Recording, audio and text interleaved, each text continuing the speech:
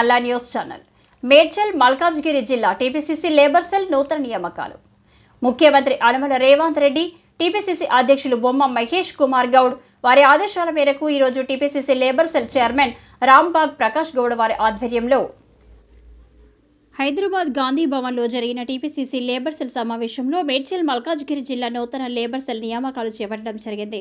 మేడ్చల్ మల్కాజ్గిరి జిల్లా TPCC labour cell ప్రధాన కార్యదర్శిగా కర్కాల ఉపేందర్ రెడ్డి, మేడ్చల్ మల్కాజ్గిరి జిల్లా టీపీసీసీ లేబర్ సెల్ వైస్ ప్రెసిడెంట్గా మండల సంపత్ కుమార్ గౌడ్, కుత్బుల్లాపూర్ అసెంబ్లీ నియోజకవర్గం టీపీసీసీ లేబర్ సెల్ అధ్యక్షులుగా కావలి గోపాల్, మేడ్చల్ అసెంబ్లీ నియోజకవర్గం టీపీసీసీ లేబర్ సెల్ వర్కింగ్ ప్రెసిడెంట్గా సాయిపేట మల్లేష్లను నియమించారు.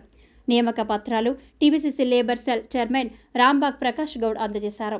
మాపై నమ్మకంతో ఈ పదవి ఇచ్చిన TPCC labour cell chairman R Prakash గౌడ్కి, మేడ్చల్ మల్కాజ్గిరి జిల్లా అధ్యక్షుడు కాంధాడి సుదర్శన్ రెడ్డికి వారు ప్రత్యేకంగా కృతజ్ఞతలు తెలియజేస్తూ మేడ్చల్ మల్కాజ్గిరి జిల్లాలో కార్మిక విభాగం బలోపేతం చేస్తూ కార్మికుల సామాజిక న్యాయం సమస్యల పరిష్కారానికి పోరాడతామని, అలాగే భవన నిర్మాణ, ఇతర నిర్మాణ రంగ కార్మికులు, సంఘటిత అసంఘటిత రంగాలకు చెందిన అర్హులైన కార్మికుల సమస్యల పరిష్కారానికి కృషి చేస్తామని, టీపీసీసీ లేబర్ సెల్ తరపున తమ వంతు సేవా కార్యక్రమాలు చేపడతామని తెలియజేశారు.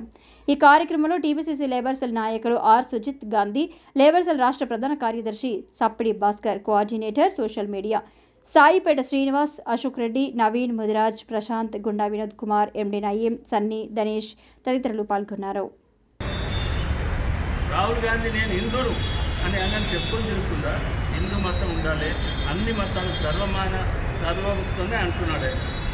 కానీ వీళ్ళు దానికి రూపకల్పన చేసి ఇందిరాగాంధీ ఎవరు, ముస్లిం ఆయన పిల్లలు, మరి వీళ్ళు అందరూ ఈ జియాద్ ఏంటి, ఇవన్నీ ఏంటి, అన్ని మిక్స్డ్ ఎకానమీ ఎప్పుడైతే అంటున్నామో మ్యారేజెస్ కూడా అప్పుడు పోయినాయి.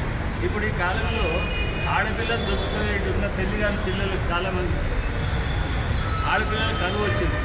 ఇది ఎవరికి ఎట్లా ఇష్టం వచ్చిందో ఈ సంప్రదాయంలో హిందువులు కానీ ముస్లిం కానీ పెళ్లి చేసుకుంటారు. ముస్లిం పోయి హిందువులు చేసుకుంటారు, రెడ్డి పోయి ఎస్సీలు చేసుకుంటారు, ఎస్సీలు పోయి బ్రాహ్మణులు చేసుకుంటారు. ఇదంతా కల్చర్. అంతేగాని మీ తాతేది, మా అయ్యేది అని చెప్పుకోవట్లేదు.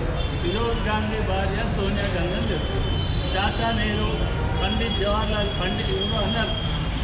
పండిత్ జవహర్లాల్ అంటే పండిత్ అంటే అది పండితులే వాళ్ళు, కాశ్మీరీ పండితులు వాళ్ళు.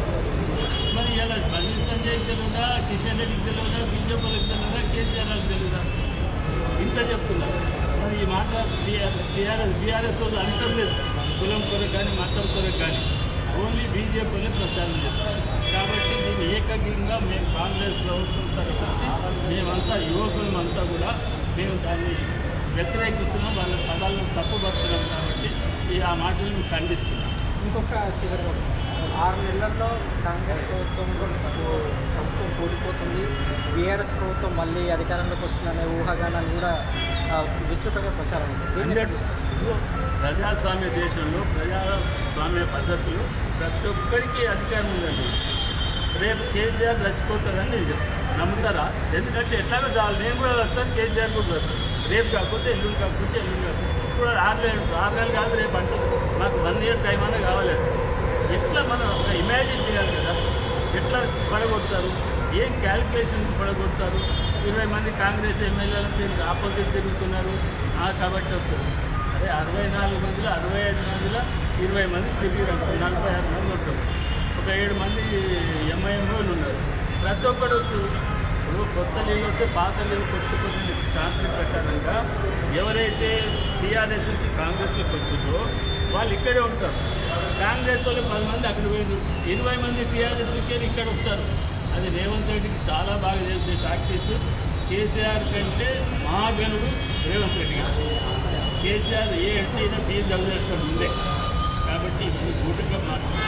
ఎందుకంటే చదువుకున్న పిల్లలు అందరూ కూడా దీనికంతా వ్యతిరేకం. ఇది ఎవరితో కాదు, మొత్తం పడిపోతుంది. ఎట్లా పడిపోతాడు, ఎవడు ఉంటాడు? ఇంకా 4 సంవత్సరాలు కేసీఆర్ ఉంటాడా? కేటీఆర్ చెప్పుకుంటూ మా నాన్నే మళ్ళీ ముఖ్యమంత్రి. ఎవరికైనా నమ్మకం ఉందండి. అందుకే ఇదంతా కాలం నిర్ణయిస్తుంది. కాబట్టి ఎవరి సిద్ధాంతాలు వాళ్ళేయండి, ఎవరి మాటలు వాళ్ళ పార్టీ ప్రచారానికి వాడుకుంటారు. This is our. Thank you.